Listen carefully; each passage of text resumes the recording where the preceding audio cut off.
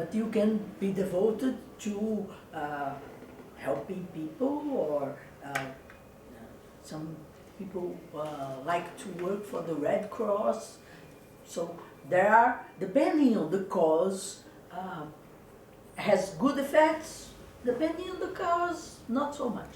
Но мы можем испытывать преданность и какому-то очень хорошему делу, например, Красный Крест и так далее. То есть в зависимости от природы дела мы либо приносим пользу, либо нет. And there is also devotion to a cause, or to a person.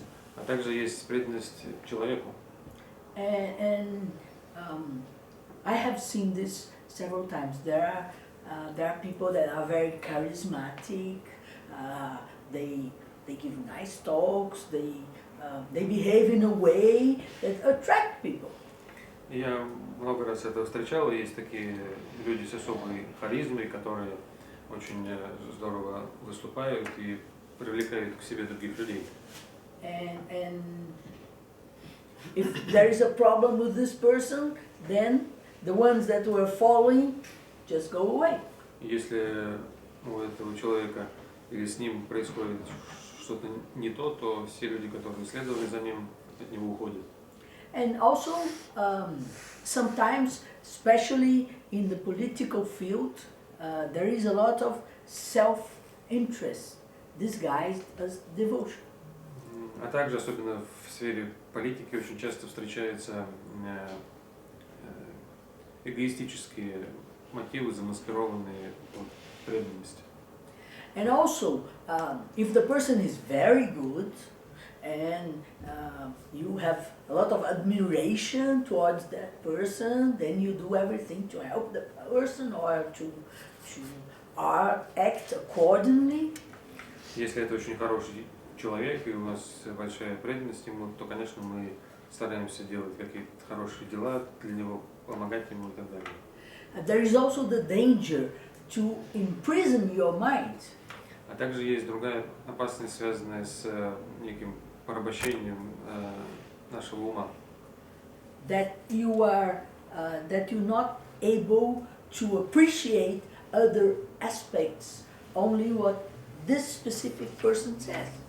И все наши представления, все наши действия могут ограничиваться только тем, что говорит этот человек.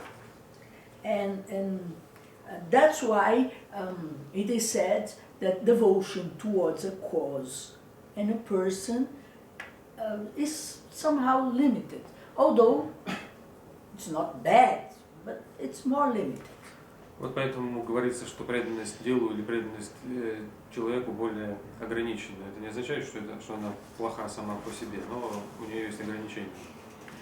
But devotion to the divine has not this disadvantages. Однако у преданности Богу или чему-то божественному нет этих ограничений. And that's exactly what is called bhakti. А это именно и есть то, что называется бхакти. Yeah. And it is said that it brings to the life of the devotee a tremendous power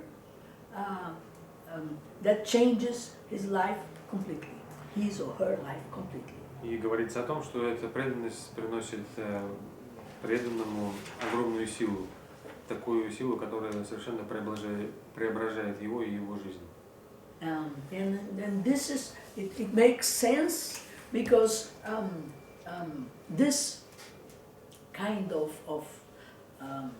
love towards God, this brings a flux of energy from the Buddhic level. И это логически понятно, потому что эта преданность, направленная к божественному, приносит нам поток энергии, который идет от природы Будхи в нас.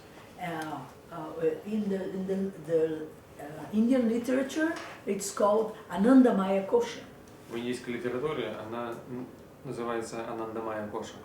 And of course, it expresses itself in the astral vehicle, in the emotional vehicle. И естественно, что это выражается в нашем астральном носителе, в эмоциональном носителе. But it has a nature that could, it's originated from a much higher plane, and it was not possible to produce this sort of emotions only from the emotional level. Но ее происхождение на божественных планах, и невозможно было бы породить такую энергию на уровне обычных эмоций.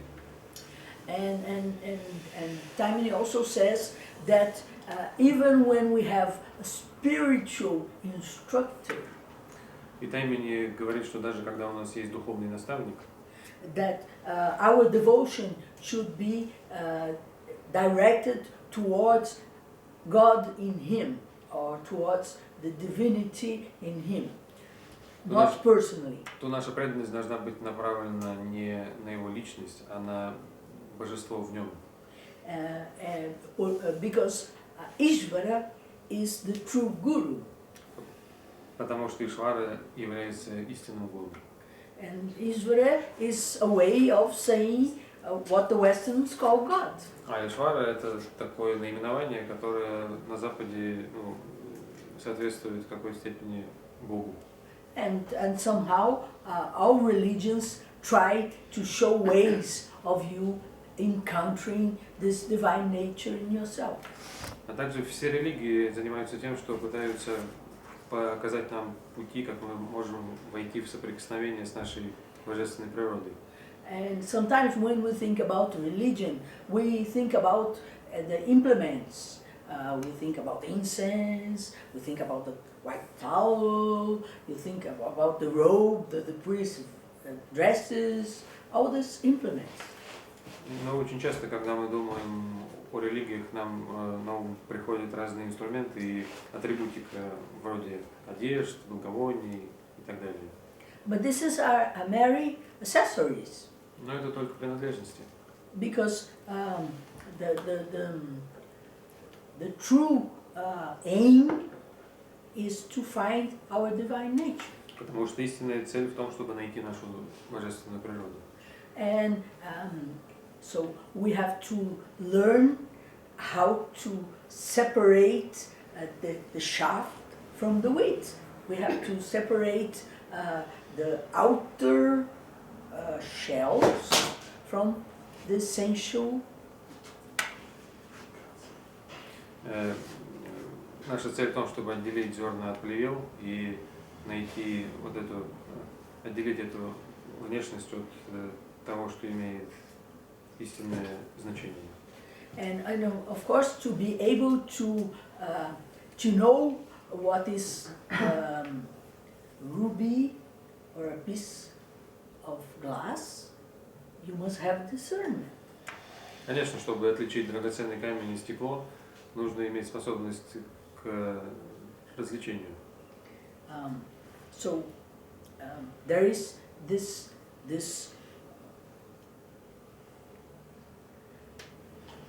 all are together, but the true mystic dedicates his life, pursues this union with God or with divine being, may be represented by a saint, represented by a master, represented by a human form, but he looks for this experience with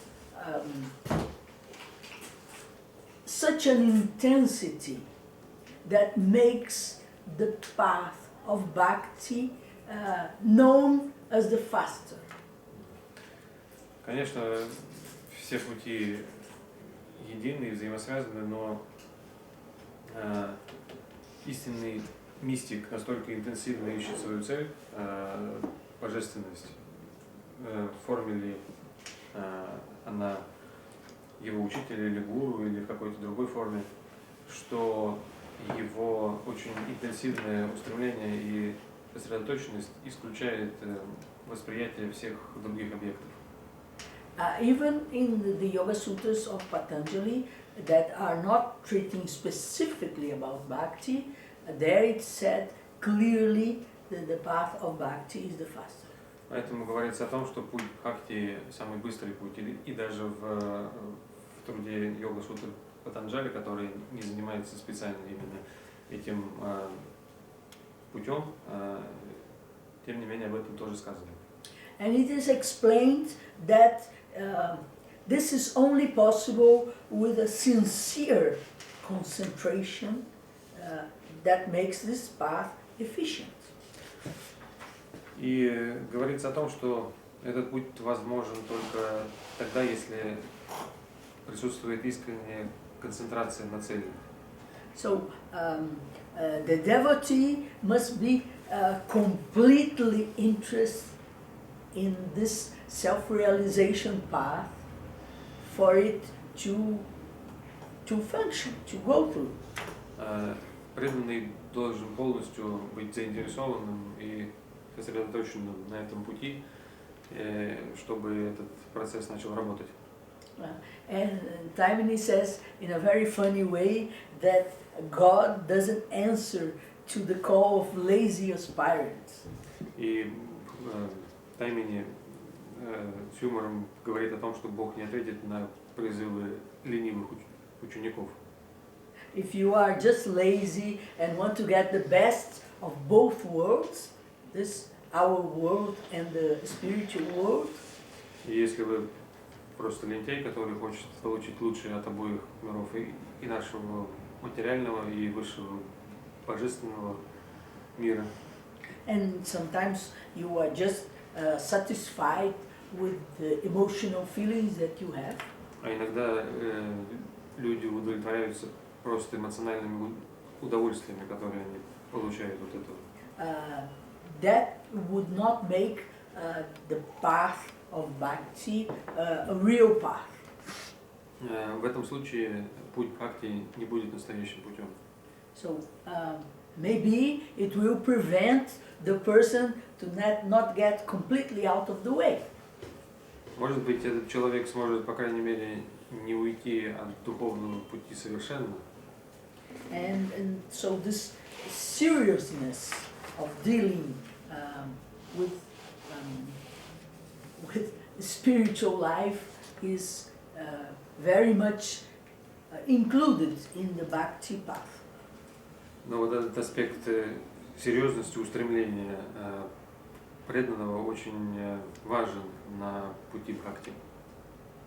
Yes, and there is this thing of personal and impersonal God. Также есть такой вопрос, как личный или безличный Бог. And for people that have this strong devotional nature, this sometimes is a problem. И люди, у которых сильная склонность к преданности или сильная эмоциональная природа, для этого этот вопрос иногда становится проблемой. You direct all your life, your devotion to Saint Francis of Assisi. Например, кто-то направляет всю свою преданность святому Франциску Ассизскому. Or maybe Teresa of Avila. А может быть, Терезы из Авиля. Can you believe that Saint Francis of Assisi and Teresa of Avila are very much dependent of what you were doing and answering to your prayers? Думаем ли мы, что святой Франциск или святая Тереза очень сильно заинтересованы в том, что мы чем занимаемся, и отвечают лично на наши запросы? And sometimes it can be even worse, right? А иногда может быть еще хуже. Sometimes people that are said to be saints, they are everything but not saints. Иногда те, о ком говорят и кого считают святыми, на самом деле совершенно не являются святыми. Sometimes not even developed people. А иногда они даже не являются просто развитыми людьми.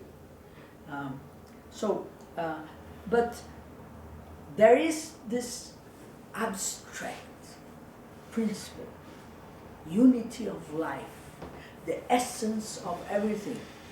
Однако существует этот абстрактный принцип единой жизни.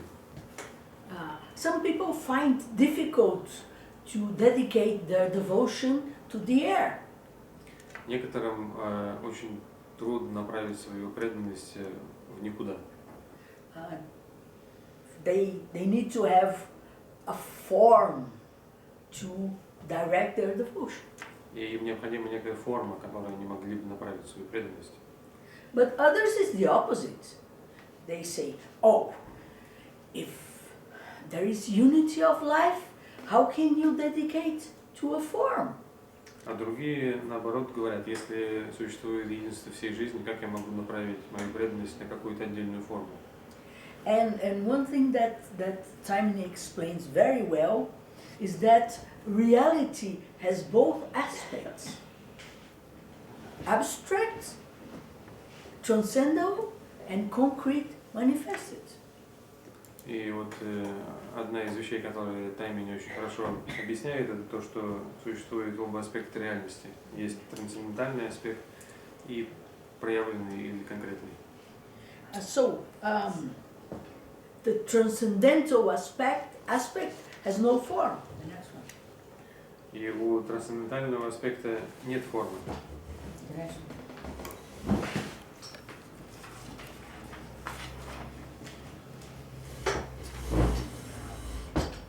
But the manifested aspect, let's think of a real saint, a real developed person, is an example on how this spiritual energy can actually be present in the lives of people with flesh and bones. Но если подумать о проявленной стороне, то если взглянуть на святых, то они представляют собой пример того, как эта духовная энергия может на самом деле присутствовать в мире форм. So, Taimini says that when we open up devotion in our hearts, it touches the very center of reality. And the answer comes from this very center of reality. И Таймини объясняет, что когда мы открываем себе эту преданность, то она приносит ответ из самого центра, из самой сути реальности. So it doesn't really matter if you dedicate your devotion to an abstract principle or if you take an example of what you consider perfection and dedicate your devotion to that form. Поэтому на самом деле не имеет значения, направляем ли мы нашу преданность единой реальности или же некой внешней форме. Because the thing that you have to do is to open up the doors of your heart and express this love. Потому что то, что нам необходимо сделать, это открыть двери нашего сердца и выразить нашу любовь. Well, the next question is how to open this door or this window. Тогда следующий вопрос, как же нам открыть эту дверь или это окно? And sometimes it seems easier to direct the mind and the thoughts than to direct our emotions. Иногда кажется, что управлять нашим умом намного легче, чем направлять наши эмоции. But Taimini explains to us that the thing is that this divine nature is already here. Но Таймини объясняет нам, что наша божественная природа уже в нас. So it's not a question of developing. It's a question of taking a veil. Так что на самом деле это вопрос не развития, а вопрос снятия завесы. Because it is already here. Потому что эта природа уже в нас. But the problem is that there are veils that cover this divine nature. Но проблема в том, что присутствуют некие завесы, которые скрывают от нас нашу божественную природу. And these veils should be removed if we want this divine nature to be expressed. И вот эти завесы должны быть убраны, если мы хотим, чтобы божественная природа смогла себя выразить. So, generally speaking, these veils are our human tendencies that obscure our divine nature. И говоря в общем, эти завесы — это наши человеческие склонности, которые заслоняют от нас нашу божественную природу. Then we have to find out and practice ways of removing these obscurities.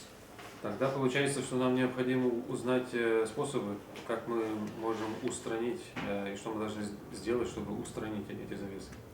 And sometimes these obscurities are so strong that make us look for our divine nature outside, looking for this happiness, looking for this realization in outer circumstances of life.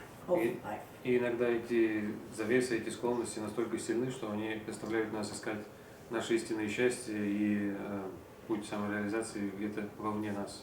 So it's obvious that we have to work out our minds and get rid of these impurities. Поэтому становится ясно, что на самом деле мы должны как бы проработать наш ум и избавиться от наших нечистот. And most probably it will not happen tomorrow morning. Скорее всего, это не может случиться уже завтра утром. But as we practice and practice and practice, the veils become thinner and thinner and thinner until a point where they disappear.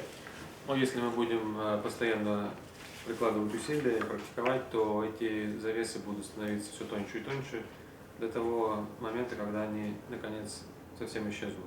So the purpose of any spiritual practice, including the bhakti practice, is to produce this state of mind, this connection between our true being, our higher nature, and the personality.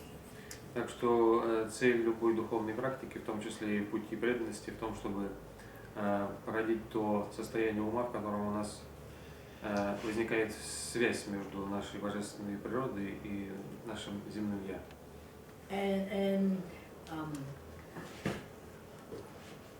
And the path of love is not different.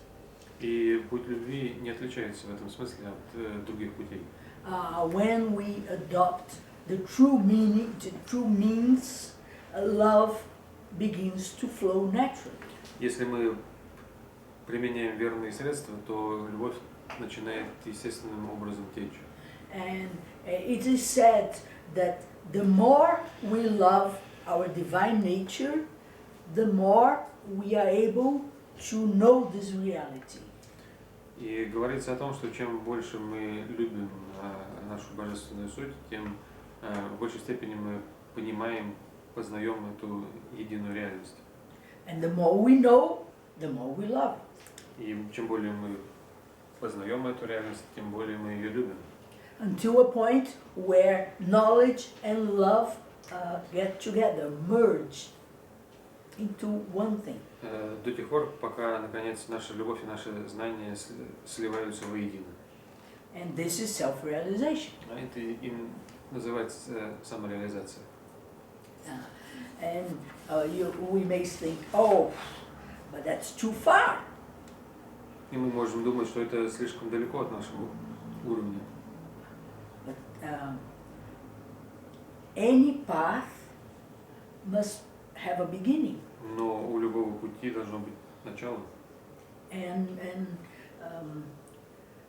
this devotion will get us far, but we have to go step by step.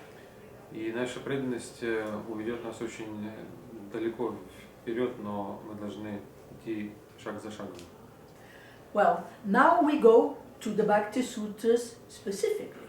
It is a very small book, and I'm not going to tell you all that it is there. I picked up some of the aphorisms. I have something to share with you. А теперь обратимся непосредственно к Бхакти Сутрам. Это очень маленькая книга, я не буду все обсуждать, что там сказано, но я выбрал некоторые афоризмы, которыми я хотел бы с вами поделиться. Oh, and now I want you to read 28 and 29.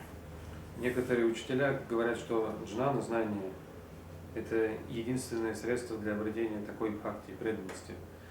Другие говорят, что эти два пути взаимосвязаны, взаимозависимы.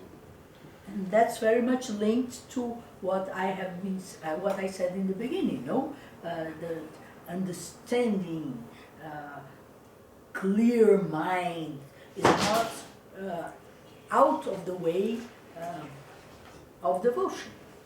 И это связано с тем, что я говорил в начале о том, что путь ума, путь понимания не противоречит и никак не мешает пути преданности.